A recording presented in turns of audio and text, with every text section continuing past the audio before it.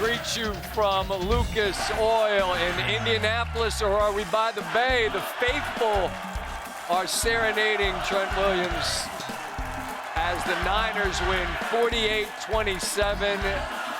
And I welcome Trent back to the set and to the program. And look, man, we got to, the hell with y'all. We got to start with the faithful. I'm always amazed at the red wherever you all go.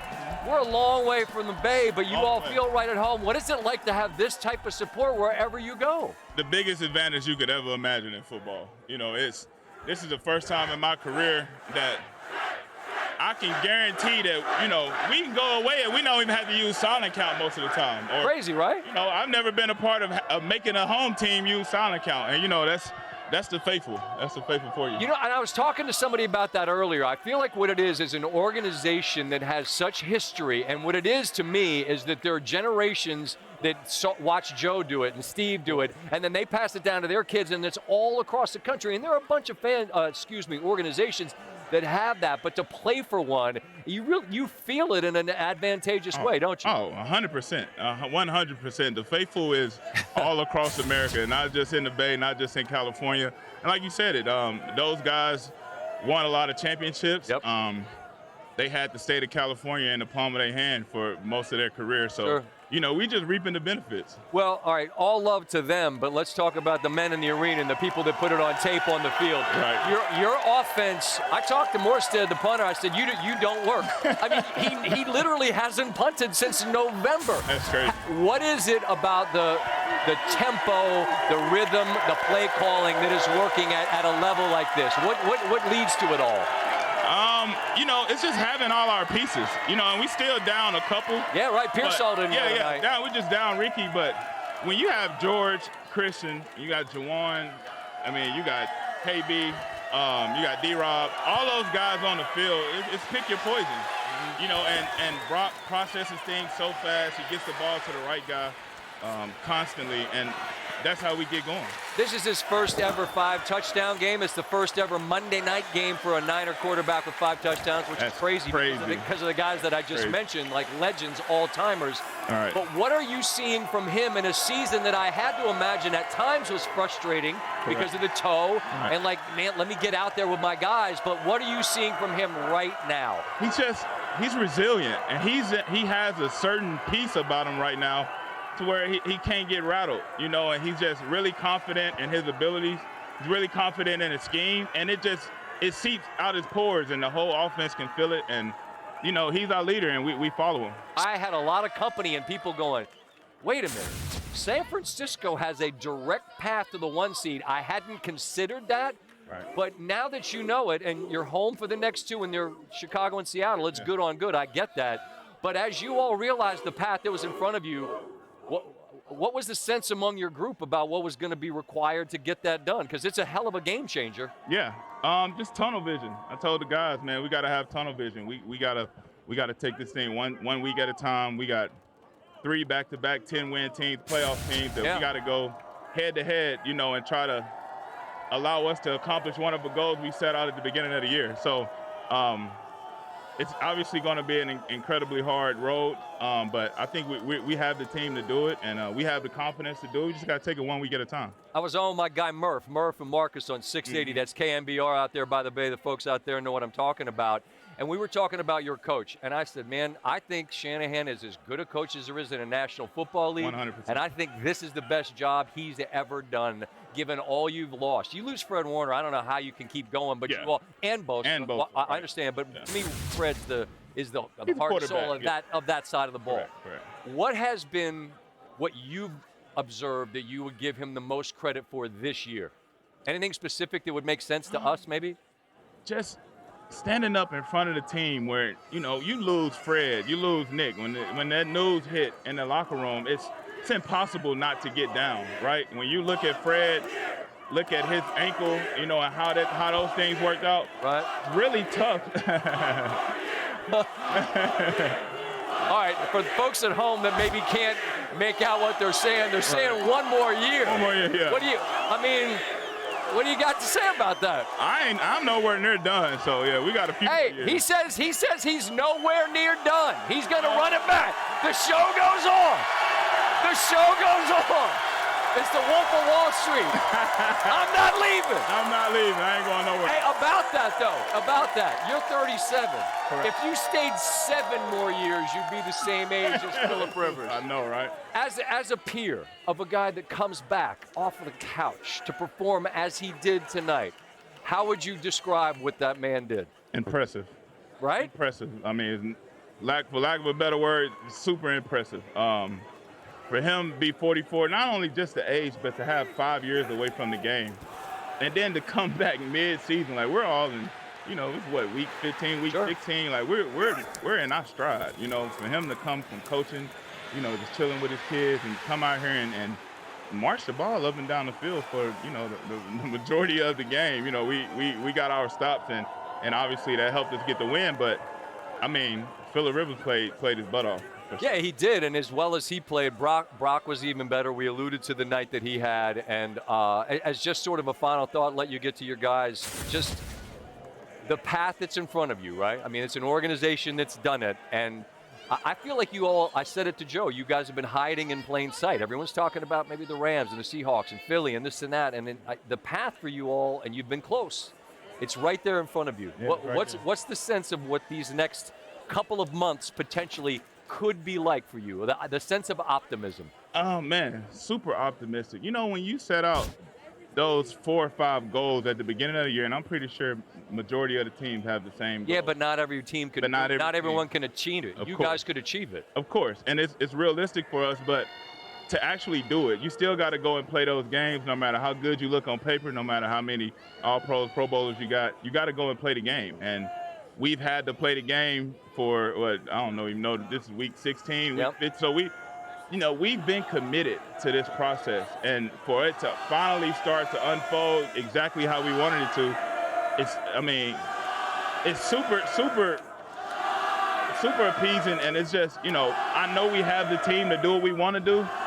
But it's just 1 week at a time. You know, we can't count the eggs before they hatch, for sure. Understood. Well, you're a busy man. Christmas is coming. Are you straight? You got your shopping done? Ready? I'm gonna get it done. You got Wi-Fi on the plane? Right. Get yourself, Amazon, get your ordering fingers working and get it done. Trent, I appreciate you, man. Stay healthy. Merry Christmas and all the best the rest of the way. Oh, thank you. Same to you. Always appreciate it. Trent Williams, the all-time great.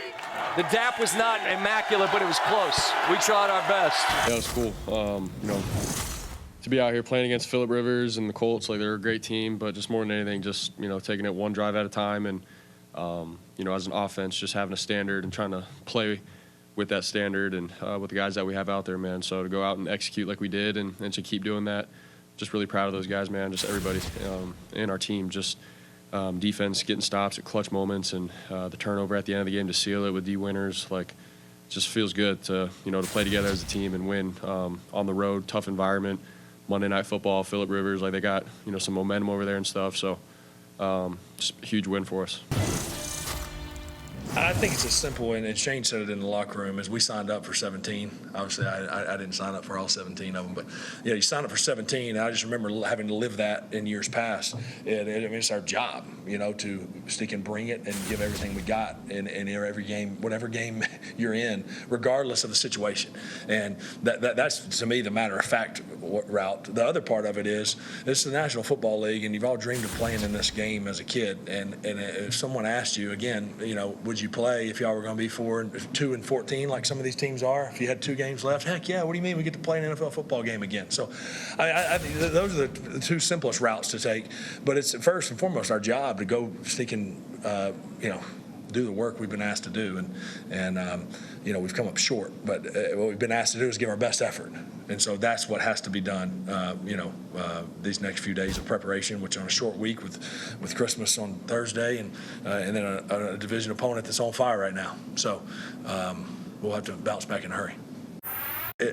I'm torn of how to express it because it's been a blast. It's been a blast to prepare and to go stick and get ready and go out there and warm up and do all that with these guys again. But again, the name of the game is not, you know, go have a good time.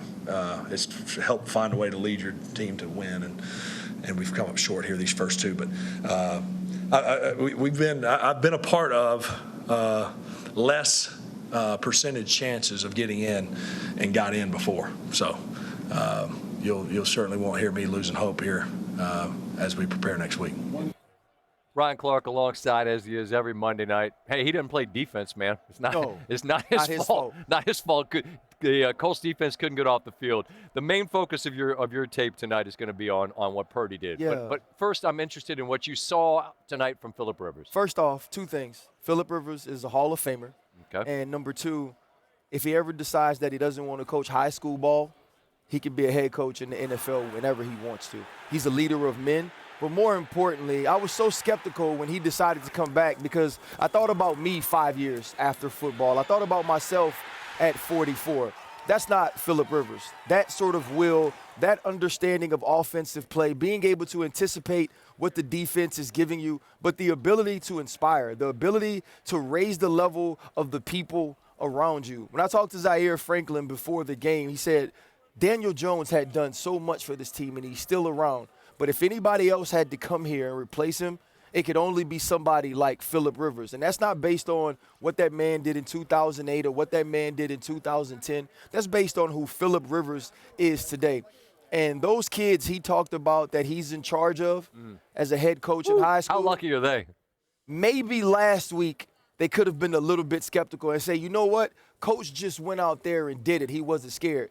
This week they can say Coach went out and he excelled. Coach gave his team an opportunity to win. Wisdom and perspective of an old man and still the ability to play it with younger men. Man. Really impressive. The stage, though, tonight belonged to Brock Purdy, who had a 5-touchdown game. What most impressed you about his performance? The thing is, the way that Brock Purdy understands what Kyle Shanahan wants him to do, yet can still improvise on top of it and make plays. He's just such a daring thrower of the football. Here you're going to see him use both of his top targets. We're going to get George Kittle, and he's going to run up the field on the corner, and we're going to get Christian McCaffrey to the flat. Now, Brock Purdy's going to get out, and he's going to boot, which is going to get him outside the pocket, and they'll be working on the deep safety here, Cam Bynum. Now, as you watch the play start, it's going to be a great job by the Indianapolis Colts because they're playing a cloud coverage, which matches up perfectly with everything. When you get to this point, if you're Brock Purdy, you see right now that George Kittle is covered. He's basically bracketed inside and out. George and Brock have such a telepathy in the way that they play that he's going to work here and he's going to settle within the zone and watch Brock Purdy find him and hit him with the ball while he's rolling out. George Kittle comes back to the football to be quarterback friendly and catches it in between Bynum and Nick Cross. Now, this right here is just perfect diagramming and schematics by Kyle Shanahan and execution by Christian McCaffrey, the outside wide receiver Jennings, and Brock Purdy. We're going to get up the field here, and Christian McCaffrey's going to work up and to the out.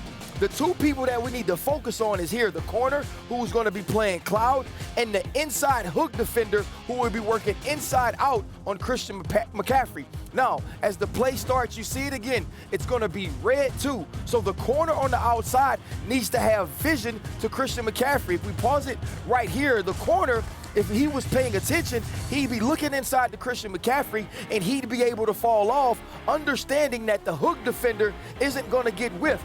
He continues to go up the football field with the wide receiver, which is going to give Christian McCaffrey all the room that he needs to get out here, and it's going to be a perfect throw on time by Brock Purdy. I mean, this right here, though, Scott, is Kyle Shanahan and Brock Purdy having a perfect understanding of what they want to do, but also how they want to attack whatever defense they were getting from Lou Anarumo in the red zone, which he knew would be red too because of all the injuries at the corner position. I'm going to save this question for next week in Atlanta because it has to do with who you like best in the NFC. We're going to see the Rams. Yeah. You got Seattle in the mix, but we've also got this San Francisco team who could very well be the 1 seed. By the time I see you in Atlanta, we will have had Christmas. Please send my love to your beautiful family and Merry enjoy Christmas, Christmas man. week, Thank you family. so much, brother. Same to you. My guy, Ryan Yes, sir. Clark.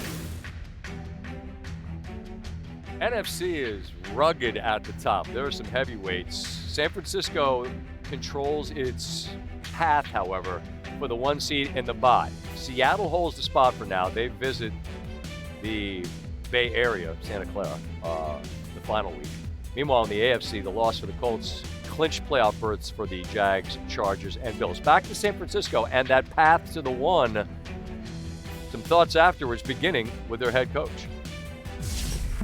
We got in the playoffs last night. You know, I told him all year I don't want to talk about that, and but last night we got in, so I was able to talk about that. And when you know you're in the playoffs, that then you shift your goals next, and that's trying to make the playoffs the best situation we can possibly do. So we'd love to try to play a home game of Levi's, and we knew the only way to do that was to win tonight versus the Colts, and we got that done, and we got luck to do that versus Chicago.